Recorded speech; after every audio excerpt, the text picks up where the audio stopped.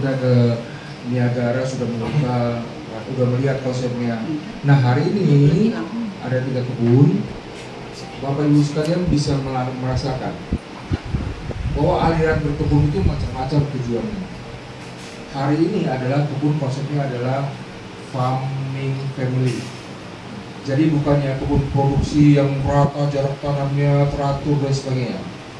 Kebun ini baru dibeli setahun lalu dan terjadi perubahan yang luar biasa. Jadi walaupun ilmu durian itu ada, tapi eksekusi itu yang penting. Saya waktu setahun lalu di sini, saya dengan Pak Asyom, orangnya, kebun ini tidak akan bagus bila tidak diperbaiki. Sekarang bapak-bapak senang, jalan rapi, sebagainya. Waktu kemarin nggak bisa, orang merawat juga susah. Tapi sekarang pengunjung bisa berjalan, yang merawat pun bisa ke pohonnya. Oke, jadi ini adalah family farming. Tujuannya adalah semi agrowisata juga, sama seperti kayak di Niagara. Nah kalau bisa sebenarnya adalah kebun produksi, berjarak tanam rapi, sesuai jalan produksi dan sebagainya. Jadi fokus untuk buat. Kalau Bapak lihat, ini 20 tahun lagi, katakanlah 10-20 tahun lagi, ini pohonnya kan besar. Apa yang terjadi? Durian makin tua itu makin nyaman, makin Bapak nggak perlu pupuk dulu, karena akarnya sudah kemana-mana. Kita jaga dan rawat aja. Perawatan harus 2 minggu sekali, pemupukan harus sebulan sekali, kemudian setahun sekali dia produksi. Nah kalau si Asyom ini adalah dalam petani durian murni, nggak mungkin setahun sekali gajian selesai. Tapi dia punya usaha yang di sini ada dan dia hobi. Nah itu loh Pak, pilih aja Bapak mau yang mana. Ya, jadi kebayang kan? Oh, ya begini kebunnya. Oh, konsepnya ini beda-beda Pak. Oke, saya kebetulan menulis itu karena tadi sebelum Bapak sebelum datang semua, kami ada diskusi. Oke, perdebatan tentang dosis. Nggak ada yang bisa kasih dosis Bapak Ibu sekalian, percaya sama saya. Nah, cara saya adalah karena tiap hari itu 5 petani bertanya, saya menjelaskan capek Pak. Makanya saya siapkan konsep ini. Dari 1 parameter, pada aliran saya ada luas kanopi, maka dari kanopi ini saya bisa menghitungkan 4 parameter. Ini di Indonesia belum ada Pak. Sebelumnya saya akan review sedikit ya. Kita ini sebetulnya berkebun durian ini masih belum lama lah. Kita masih pemula. Mungkin saya sekitar 15 tahun ya di durian ya. Lama ya. Jadi seperti tadi saya udah kumpul sekilas ya dengan teman-teman yang di Hotel Miana tadi ya. Mungkin ada yang tidak ikut ya. Jadi beberapa saya lihat wajah baru. Jadi saya juga menjelaskan sedikit ya, reviewnya sedikit. Jadi ada juga orang yang berkebun durian sebenarnya udah lebih dari 20-30 tahun. Banyak ya, saya nggak tahu, mungkin ada di hari ini ada peserta seperti itu. Jadi itu tidak ada masalah. Jadi belum berhasil, tapi belum tentu disebut gagal.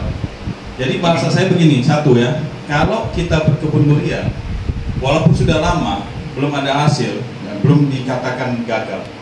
Jadi itu belum disebut kategori gagal sebelum berhenti.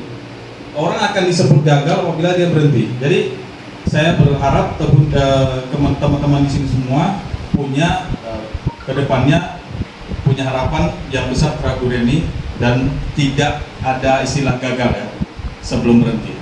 Jadi jangan ada istilah gagal kalau kita belum berhenti. Kalau kita sudah berhenti itu baru disebut gagal. Jadi selama kita belum berhenti masih belum dikategorikan gagal. Hari ini kita akan ada paparan sedikit ya tentang durian ini. Ya, saya tidak akan lebih terlalu jauh karena waktunya mungkin singkat. Berapa lama kira-kira kita bisa ini? Suka kalian? Suka. Oke, jadi kalau udah ada istilah suka, sampai sore ya kita di sini ya. Siap? Ya, sampai sore kita di sini. Oh, ada 2 kebun lagi. Oke, ya. Oke, siap. Mungkin saya akan persingkat aja ya. Tadi mungkin sudah dijelaskan sama Pak Catur ya, belum ya? Belum ya? Jadi ini gimana? Saya boleh hapus nggak? Saya boleh hapus? Oke. Karena ini belum dijelaskan. Gimana? Oke, ini bisa Tunggu, ini komposisi ini belum diapain ini. Kenapa nggak bro? Bro, ini Ya. enggak. Nanti dirimu baru masuk beli ini. Oh iya, siap. Enggak, maksudnya gini. Isinya ini. Ini Pak Topan Ardiansa udah post juga di Kebun di Indonesia. Saya lupa zinc aja 20 gram selesai. Bila nggak ada zinc, bapak nggak akan produktif. Jadi marketing ini atau pemasaran itu sangat penting, Pak. Dari sini paling Kita sudah tanam, sudah banyak produksi kita. Tiba gilirannya panen, nggak bisa dijual, mati nggak? Mati nggak? Durian ini nggak bisa seperti alpukat. Kita panen hari ini itu sangat penting. Jadi ini nggak sepele, ini memang terakhir. Kalau kita nggak bisa jual, nggak usah tanam durian, nggak usah bertumbuh. Kita harus mikir ke situ dulu. Jangan bapak sudah buka lebar-lebar, sudah investasi banyak, durian nggak sih kalau investasi? Ya, durian investasinya lumayan. Sudah bisa semua kita buat udah bagus, buahnya udah bagus, panen bagus, nggak bisa jual pak. Mati nggak pak? Jadi itu dia. Jadi saya ini tolong ya, saya jelaskan 6 ini, tolong diingat supaya apa ke depannya berkebun durian kita sudah punya pedoman dasar seperti itu. Oke, saya kembali ke perawatan ya.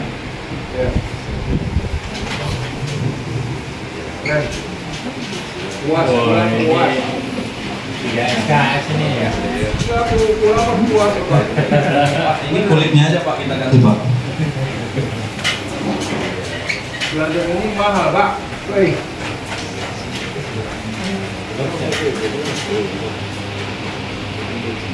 Oke, kita masuk dan sentuh di dalam tanah atau istilahnya KTK.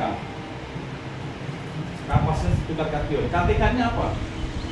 Kita setiap pupuk, setiap kita ngasih pupuk. Jadi setiap kita mau ngasih pupuk, apapun ini ya, kita kasih pupuk ke tanah. Apapun itu pupuk ya, sintetik ya, itu kan muatannya positif. Jadi setiap dikasih pupuk, apa yang dilepas? Ada H+. Makanya apa? Setiap pupuk, pohon yang tanah yang pupuk itu akan sifatnya asam, akan jadi asam, karena dia melepas H positif. H positif apa? Asam. Jadi mencegahnya itu adalah kita kasih dolomit. Ya, kenapa? Kenapa kita harus kasih dolomit supaya kita konsentrasinya? Oke, nah selesai ini ya. Jadi sudah kita kasih ini, dia akan trubus nanti, trubus, ya. Setelah trubus pertama, kemudian yang kedua kita kasih, sudah mulai kita kasih yang namanya, kalau kita mau masuk ke generatif, kita mulai kasih namanya profesional. Profesional itu apa? NPK juga apa? Apa kandungannya? 9, 25, 25. Itu dia bentuk kulit dulu. Kulit. Dalamnya itu kalau bapak belah itu nggak ada apa-apa. Kalau mau sampai 30 hari, bapak belah itu nggak ada apa-apa. Isinya kosong. Kayak lendir. Oke, kemudian 30 sampai 45 hari ini apa yang dia bentuk? Biji. Kalau bapak dari 30 sampai 45 hari bapak belah, itu nggak ada daging pak.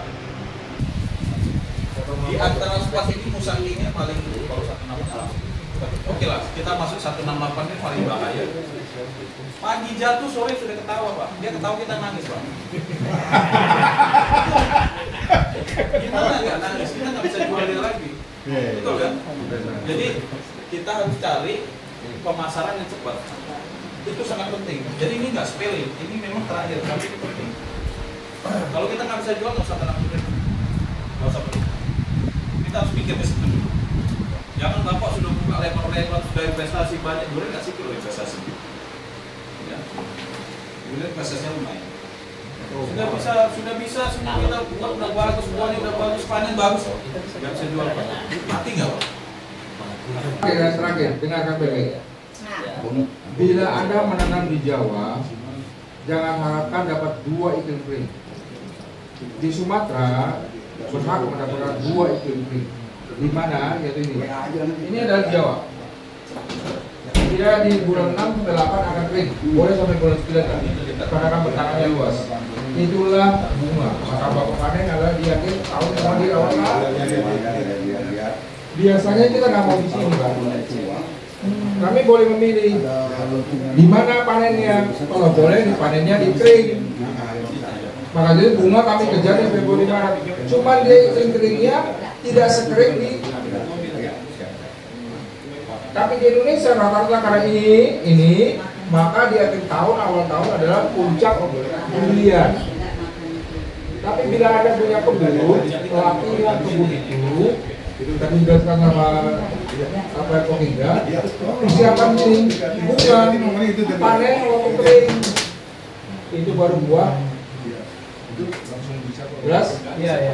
Februari Maret itu kering sekali, tapi itu masih lebih basah daripada di Juli, Agustus, September. Tapi bila dia kering di sini, maka 2 bulan mau kejar. Tapi bila kejar bunga di sini, 2 bulan sebelumnya kejar. Tabel tadi yang Edi Gundra bikin tinggal disesuaikan sini atau sini. Gas? Gas. Semoga di Indonesia makin menyala. Amin. Oke.